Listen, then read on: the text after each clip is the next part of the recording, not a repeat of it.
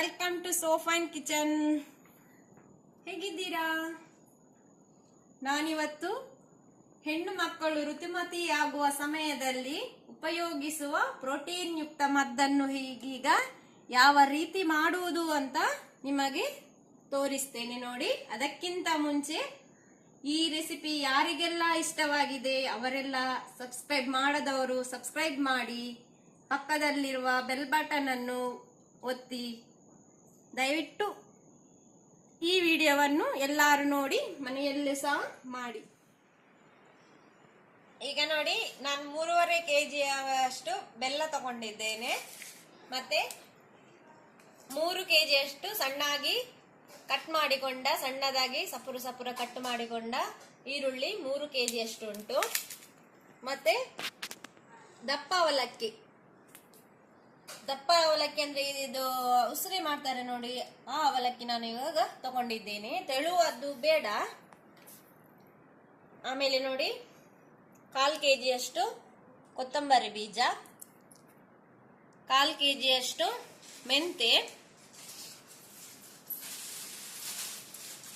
150 gram ಜೀರಿಗೆ, ಮತ್ತೆ 50 ಗ್ರಾಮಿನಷ್ಟು ಸಬ್ಸಿಗೆ ಬೀಜ ಅಂತ ಹೇಳ್ತಾರೆ, ಇದಕ್ಕೆ ತುಳುವಿನಲ್ಲಿ ತಾತಾಯಿ ಅಂತ ಹೇಳ್ತಾರೆ. ಆಮೇಲೆ ನೋಡಿ ಗಸಗಸೆ ಒಂದು 50 ಗ್ರಾಮ್, ಆಮೇಲೆ ಕರಿಮೆಣಸು ಒಂದು 50 ಗ್ರಾಮ್ ನಾನು ತಗೊಂಡಿದ್ದೇನೆ. ಖಾರ ಕಮ್ಮಿ ಬೇಕಿದ್ರೆ ಸ್ವಲ್ಪ ಕಡಿಮೆ ತಗೊಳ್ಬಹುದು, ಇಲ್ಲಾಂದ್ರೆ ಖಾರವೇ ಬೇಡ ಅಂದ್ರೆ ಬೇಡ. ಮತ್ತೆ ಗೇರು ಬೀಜ 100 ಗ್ರಾಮ್, ಮತ್ತೆ ನೋಡಿ ದ್ರಾಕ್ಷಿ ಒಂದು 50 ಗ್ರಾಮ್, ಆಮೇಲೆ ತುಪ್ಪ ಒಂದು 400 ಗ್ರಾಮ್ ತುಪ್ಪ, ಆಮೇಲೆ ಒಂದು 1/2 ಲೀಟರ್ ತೆಂಗಿನ ಎಣ್ಣೆ. ಈಗ ನೋಡಿ, ನಾವು ಈರುಳ್ಳಿಯನ್ನು ಚೆನ್ನಾಗಿ ಬೇಯಿಸುವ.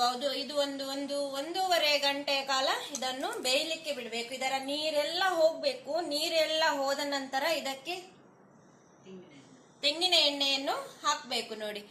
ಈಗ ನಾನು ಇದನ್ನು ಒಂದು ಪಾತ್ರೆಯಲ್ಲಿ, ನಾನು ಈಗ ಒಲೆಯಲ್ಲಿ ಇಡ್ತೇನೆ, ಗ್ಯಾಸಲ್ಲಿ ಇಡುವುದಿಲ್ಲ.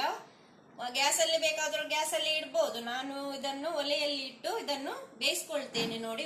ಒಂದೂವರೆ ಗಂಟೆ ಆದ್ರೂ ಇದು ಚೆನ್ನಾಗಿ ಬೇಯಬೇಕು, ಯಾಕಂದ್ರೆ ಇದರ ನೀರಿನ ಅಂಶ ಎಲ್ಲ ಹೋಗ್ಬೇಕು. ಈಗ ನೋಡಿ, ಇದ್ರಲ್ಲಿ ಒಂದು 3 ತೆಂಗಿನಕಾಯಿಯ ತುರಿ ಉಂಟು ನೋಡಿ ಇದರಲ್ಲಿ. ಇದನ್ನು ನಾವು ಸಪುರವಾಗಿ ತುರಿದುಕೊಂಡು, ಆಮೇಲೆ ಬಿಸಿಲಿದ್ರೆ ಒಣಗಿಸಬಹುದು, ಇಲ್ಲ ಅಂದ್ರೆ ಬೇಡ. ಬೇಗನೆ ಇದನ್ನು ಒಣಗಿಸಿದ್ರೆ ಸ್ವಲ್ಪ ಬೇಗನೆ ಇದು ಫ್ರೈ ಆಗ್ತದೆ, ಅದಕ್ಕೋಸ್ಕರ ಇದನ್ನು ಒಣಗಿಸುವುದು. ಇದರಲ್ಲಿ ನಾನು 3 ತೆಂಗಿನಕಾಯಿಯನ್ನು ತಗೊಂಡಿದ್ದೇನೆ. ಅದರ ಮೇಲಿನ ಇದು ಕಾಯಿಯನ್ನು ತುರಿದು ಹಾಕಿಕೊಂಡ್ರೆ ಸಾಕು, ಅದರ ಅಡಿಯದ್ದು ಬೇಡ. ಈಗ ನಾನು ನೋಡಿ ಈರುಳ್ಳಿಯನ್ನು ಬೇಯಲಿಕ್ಕೆ ಇಡ್ತೇನೆ ಒಂದು ಪಾತ್ರೆಯಲ್ಲಿ, ಒಲೆಯ ಮೇಲೆ ಇಟ್ಟು. ಈಗ ನೋಡಿ, ನಾನು ಒಂದು ಪಾತ್ರೆಯಲ್ಲಿ ಈ ಈರುಳ್ಳಿಯನ್ನು ಹಾಕಿ ಬೇಯಿಸ್ಕೊಳ್ತೇನೆ ನೋಡಿ. ಹೀಗೆ ಎಲ್ಲವನ್ನು ಹಾಕಿ ತುಂಬಾ ಜಾಸ್ತಿ ಉರಿಯಲ್ಲಿ ಬೇಯಿಸುವುದು ಬೇಡ, ಅದ ಉರಿಯಲ್ಲಿ ಇದನ್ನು ಒಂದೂವರೆ ಗಂಟೆ ಕಾಲ ಇದನ್ನು ಬೇಯಿಸ್ಕೊಂಡು, ಹೀಗೆ ನೋಡಿ ಚೆನ್ನಾಗಿ ಇದನ್ನು ಸ್ವಲ್ಪ ತಿರುಗಿಸ್ಕೊಳ್ಬೇಕು.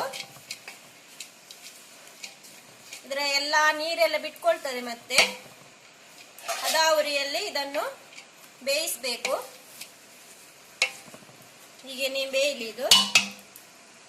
ಈಗ ನೋಡಿ, ಇಷ್ಟು ಸಾಮಗ್ರಿಗಳನ್ನು ನಾವು ಹುಡಿ ಮಾಡಿಕೊಳ್ಳುವ. ಜೀರಿಗೆಯನ್ನು ಒಂದನ್ನು ಬೇರೆನೆ ಹುಡಿ ಮಾಡಿಕೊಳ್ಬೇಕು. ಈ ಎಲ್ಲ ಸಾಮಗ್ರಿಗಳನ್ನು ಒಟ್ಟಿಗೆ ಬೇಕಾದ್ರೆ ಹಾಕಿ ಹುಡಿ ಮಾಡಿಕೊಳ್ಳುವ.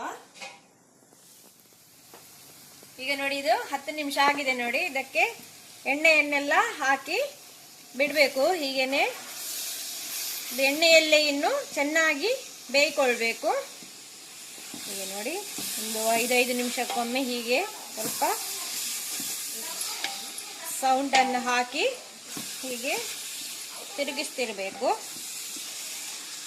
ಇದರ ನೀರೆಲ್ಲ ಬಿಟ್ಟು ಆಮೇಲೆ ಎಣ್ಣೆ ಹಿಂದೆ ಬಿಟ್ಕೊಳ್ತದೆ ನೋಡಿ. ಮತ್ತೆ ಹೀಗೇನೆ ಬೇಯಲಿ, ಸಣ್ಣ ಮಧ್ಯಮ ಉರಿಯಲ್ಲಿ ಬೇಯಲಿ ಮಾತ್ರ. ಈಗ ನೋಡಿ ಹುಡಿ ರೆಡಿ ಆಗಿದೆ ನೋಡಿ. ಇದರಲ್ಲಿ ನಾನು ಕೊತ್ತಂಬರಿ, ಮೆಂತೆ ಮತ್ತೆ ಸಬ್ಸಿಗೆ ಬೀಜ ಮತ್ತೆ ಕರಿಮೆಣಸನ್ನು ಹಾಕಿ ಹುಡಿ ಮಾಡಿಕೊಳ್ಬೇಕು. ಆಮೇಲೆ ಈ ಜೀರಿಗೆಯನ್ನು ಬೇರೆನೆ ಹುಡಿ ಮಾಡಿಕೊಳ್ಬೇಕು. ಇದನ್ನು ಲಾಸ್ಟ್ ಕೊನೆಯಲ್ಲಿ ಹಾಕ್ಲಿಕ್ಕೆ, ಅದಕ್ಕೋಸ್ಕರ ಇದನ್ನೊಂದು ಬೇರೆನೆ ಹುಡಿ ಮಾಡ್ಕೊಳ್ಬೇಕು ನೋಡಿ. ಹೀಗೆ ತರಿ ಸ್ವಲ್ಪ ಜಾಸ್ತಿ ಇದು ನುಣ್ಣಗೆ ಹುಡಿ ಬೇಡ, ಸ್ವಲ್ಪ ತರಿಯಾಗಿ ಇದ್ರೆ. ಆಮೇಲೆ ನೋಡಿ ಇದು ಈ ಅವಲಕ್ಕಿಯನ್ನು ಸ್ವಲ್ಪ ಹುರಿದುಕೊಳ್ಳುವ. ಆಮೇಲೆ ನೋಡಿ ತುರಿದ ತೆಂಗಿನಕಾಯಿಯನ್ನು ಸಹ ಹುರಿಕೊಳ್ಬೇಕು. ಈಗ ನೋಡಿ ನಾವು ಅವಲಕ್ಕಿಯನ್ನು ಸ್ವಲ್ಪ ಹುರಿದುಕೊಳ್ಳುವ. ಈಗ ಒಂದು ಬಾಣಲೆಯನ್ನು ಬಿಸಿ ಮಾಡಬೇಕು. ಅದಕ್ಕೆ ಸ್ವಲ್ಪನೇ ಅವಲಕ್ಕಿ ಹಾಕಿ ಹುರಿದುಕೊಳ್ಬೇಕು.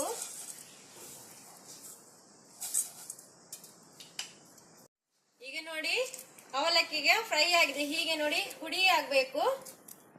ಹುಡಿ ಆದ್ರೆ ಇದು ಫ್ರೈ ಆಗಿದೆ ಅಂತ ಅರ್ಥ. ಇದನ್ನು ತೆಗೆಯುವ. ಈಗ ಕಾಯಿ ತುರಿಯನ್ನು ಸಹ ಹುರಿದುಕೊಳ್ಳುವ. ಒಂದು ಕಂದು ಬಣ್ಣ ಬರುವವರೆಗೆ ಹದಾ ಉರಿಯಲ್ಲಿ ಹುರಿದ್ರೆ ಸಾಕು. ಅದು ಅವಲಕ್ಕಿಯನ್ನು ಸಹ ಹಾಗೇನೆ ಹದಾ ಉರಿಯಲ್ಲಿ ಹುರಿದುಕೊಳ್ಬೇಕು. ಹುರಿದು ಬೇರೆ ಬೇರೆನೆ ಇಟ್ಕೊಳ್ಬೇಕು ಇದನ್ನೆಲ್ಲ. ನೋಡಿ ನಾನು ಇದನ್ನು ಸ್ವಲ್ಪ ಬಿಸಿಲಿನಲ್ಲಿ ಒಣಗಿಸಿದ್ದೇನೆ, ಹಾಗಾಗಿ ಇದು ಬೇಗ ಫ್ರೈ ಆಗ್ತದೆ. ಬಿಸಿಲು ಇಲ್ಲದಿದ್ರೆ ಸ್ವಲ್ಪ ಜಾಸ್ತಿ ಫ್ರೈ ಮಾಡ್ಲಿಕ್ಕೆ ಟೈಮ್ ತಗೊಳ್ತದೆ. ತೆಂಗಿನಕಾಯಿ ಸಹ ಫ್ರೈ ಆಗಿದೆ. ಹೀಗೆ ನೋಡಿ ಹೀಗೆ ಹುಡಿ ಹುಡಿ ಆಗ್ಬೇಕು. ಹೀಗೆ ಹುಡಿಯಾದೆ ಫ್ರೈ ಆಗಿದೆ ಅಂತ ಅರ್ಥ. ಇದನ್ನು ಸಹ ನಾವು ತೆಗೆಯುವ. ಈಗ ನೋಡಿ ಗಸಗಸೆಯನ್ನು ಸಹ ಸ್ವಲ್ಪ ಫ್ರೈ ಮಾಡುವ. ಈಗ ಸ್ವಲ್ಪ ಫ್ರೈ ಪಟ ಅಂದ್ರೆ ಸಾಕು. ಸ್ವಲ್ಪ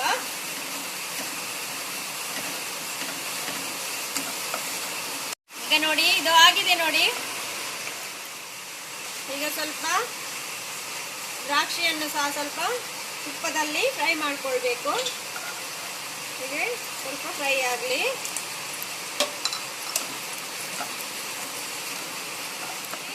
ಇದು ಫ್ರೈ ಆಗಿದೆ ದ್ರಾಕ್ಷಿ. ಈಗ ನೋಡಿ ಗೋಡಂಬಿಯನ್ನು ಸಹ ಸ್ವಲ್ಪ ಫ್ರೈ ಮಾಡಿಕೊಳ್ಳೋಣ. ಫ್ರೈ ಆಗಿದೆ. ಫಸ್ಟ್ ಹಾಕಿದ ತುಪ್ಪನೇ ಸಾಕು. ಫಸ್ಟಿಗೆ ಹಾಕಿದ, ಆಮೇಲೆ ತುಪ್ಪ ಹಾಕೋದು ಬೇಡ, ಅದರಲ್ಲೇ ಹುರಿದುಕೊಂಡ್ರೆ ಸಾಕು. ಇದು ಆಗಿದೆ. ಈಗ ನೋಡಿ ಈರುಳ್ಳಿ ನೋಡಿ ಚೆನ್ನಾಗಿ ಫ್ರೈ ಆಗಿದೆ. ಈಗ ನೋಡಿ ಇದರಲ್ಲಿ ಎಣ್ಣೆ ಎಲ್ಲ ಬಿಡ್ತಾ ಉಂಟು. ಕೆಂಪಾಗಿದೆ ನೋಡಿ. ಹೀಗೆ ಕೆಂಪಾಗಬೇಕು. ಇದು ಎಣ್ಣೆ ಎಲ್ಲ ಹಿಂದೆ ಬಿಟ್ಕೊಳ್ತದೆ. ಹೀಗೆ ನೋಡಿ ಹೀಗೆ ಎಣ್ಣೆ ಎಲ್ಲ ಬಿಟ್ಕೊಂಡಿದೆ. ಈಗ ಇದನ್ನು ಬೇರೆ ಪಾತ್ರೆಗೆ ಹಾಕಿ ಇದರಲ್ಲಿ ಬೆಲ್ಲವನ್ನು ಪಾಕ ಮಾಡಲಿಕ್ಕೆ ಇಡುವ. ಬೇಕಿದ್ರೆ ಒಂದು ಸ್ವಲ್ಪ ಬೆಲ್ಲವನ್ನು ತೆಗೆದಿಡ್ಬೋದು, ಇಷ್ಟು ಸಿಹಿ ಬೇಡ ಅಂದ್ರೆ. ನೋಡಿ ಇದು ಚೆನ್ನಾಗಿ ಎಲ್ಲ ಬೆಲ್ಲ ಕರಗಿದೆ ನೋಡಿ. ಬೇಯಿಸುವ ಇದರಲ್ಲಿ ಸಣ್ಣ ಉರಿಯಲ್ಲಿ. ಈಗ ನೋಡಿ ಈ ತೆಗೆದಿಟ್ಟ ಈರುಳ್ಳಿಯನ್ನು ಇದಕ್ಕೆ ಹಾಕಿ. ಇಲ್ಲಿ ನೋಡಿ ಇದರಲ್ಲೆಲ್ಲ ಎಣ್ಣೆ ಬಿಟ್ಟಿದೆ ನೋಡಿ, ಹಿಂದೆ ಬಿಟ್ಟಿದೆ. ಇದನ್ನೀಗ ಇದಕ್ಕೆ ಹಾಕಿ ಒಮ್ಮೆ ಚೆನ್ನಾಗಿ ಕುದಿಸುವ.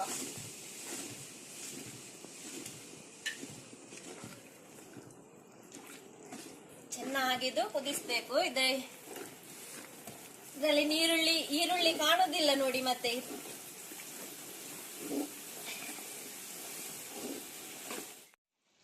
ಈಗ ನೋಡಿ ಇದಕ್ಕೆ 200 ಗ್ರಾಮಿನಷ್ಟು ತುಪ್ಪವನ್ನು ಹಾಕ್ಬೇಕು. ಇದಕ್ಕೆ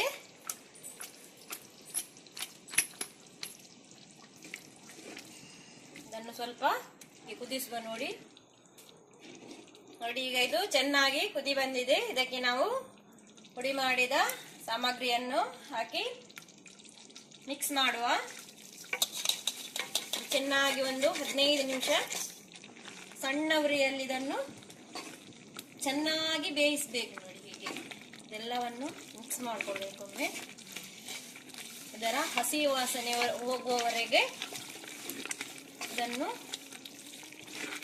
ಕುದಿಸ್ಬೇಕು ಚೆನ್ನಾಗಿ. ಈಗ ನೋಡಿ ಮಸಾಲೆ ಚೆನ್ನಾಗಿ ಬೆಂದಿದೆ ನೋಡಿ.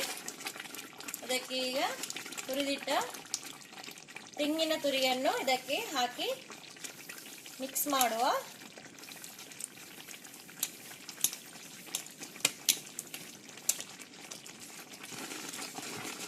ಚೆನ್ನಾಗಿ ಇದನ್ನು ಮಿಕ್ಸ್ ಮಾಡ್ಕೊಳ್ಬೇಕು.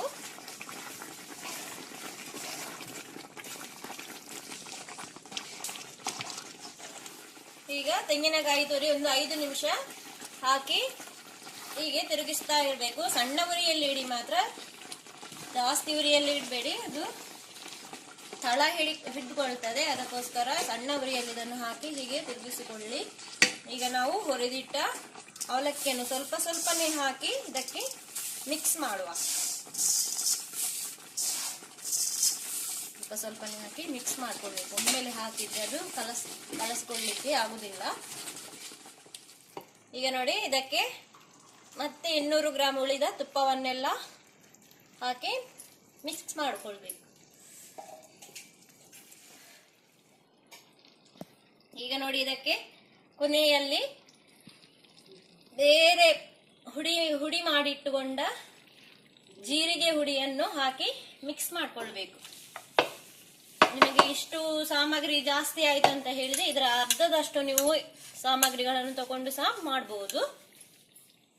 ಈಗ ಗಸಗಸೆಯನ್ನು ಹುರಿದಿಟ್ಟ ಗಸಗಸೆಯನ್ನು ಹಾಕಿ ಮಿಕ್ಸ್ ಮಾಡ್ಕೊಳ್ಬೇಕು. ಇಲ್ಲಿ ಹುರಿದಿಟ್ಟ ಗೋಡಂಬಿ ದ್ರಾಕ್ಷಿಯನ್ನು ಸಹ ಇದಕ್ಕೆ ಹಾಕಿ ಕೊನೆಯಲ್ಲಿ ಮಿಕ್ಸ್ ಮಾಡ್ಕೊಳ್ಬೇಕು. ಒಂದು 5 ನಿಮಿಷ ಇಟ್ಟರೆ ಸಾಕು, ಜಾಸ್ತಿ ಏನು ಉರಿಬೇಡ ಇದಕ್ಕೆ.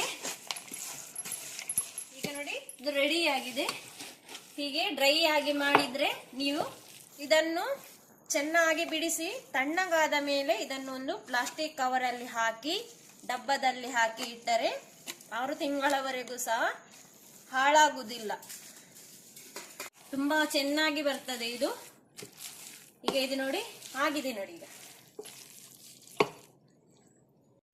ಈಗ ನೋಡಿ ಮೆಂತೆ ಕಾಳು, ಅವಲಕ್ಕಿ ಎಲ್ಲ ಸಾಮಗ್ರಿ ಎಲ್ಲ ಹಾಕಿ ಮಾಡಿದ ಮದ್ದು ರೆಡಿ ಆಗಿದೆ ನೋಡಿ. ನೀವು ಮನೆಯಲ್ಲಿ ಹೀಗೆ ಈ ರೆಸಿಪಿಯನ್ನು ನೋಡಿ ಮಾಡಿ ನಿಮ್ಮ ಮನೆಯಲ್ಲಿ ಸಹ. ಸಬ್ಸ್ಕ್ರೈಬ್ ಯಾರು ಮಾಡದವರಿದ್ದೀರಾ ಅವರೆಲ್ಲ ಸಬ್ಸ್ಕ್ರೈಬ್ ಮಾಡಿ. ಸಬ್ಸ್ಕ್ರೈಬ್ ಮಾಡಿದವರು ಇನ್ನೊಮ್ಮೆ ಬೆಲ್ ಬಟನ್ ಅನ್ನು ಒತ್ತಬೇಡಿ. ದಯವಿಟ್ಟು ಲೈಕ್ ಕೊಡಿ. ನಿಮ್ಮ ಫ್ರೆಂಡ್ಸ್ ಜೊತೆ ಸಹ ಶೇರ್ ಮಾಡಿಕೊಳ್ಳಿ. ಇನ್ನೊಂದು ರೆಸಿಪಿಯ ಜೊತೆ ನಾನು ನಿಮ್ಮ ಜೊತೆ ಮಾತಾಡ್ತೇನೆ. ಅಲ್ಲಿಯವರೆಗೂ ಖುಷಿಯಾಗಿರಿ, ಹ್ಯಾಪಿಯಾಗಿರಿ. ಬಾಯ್.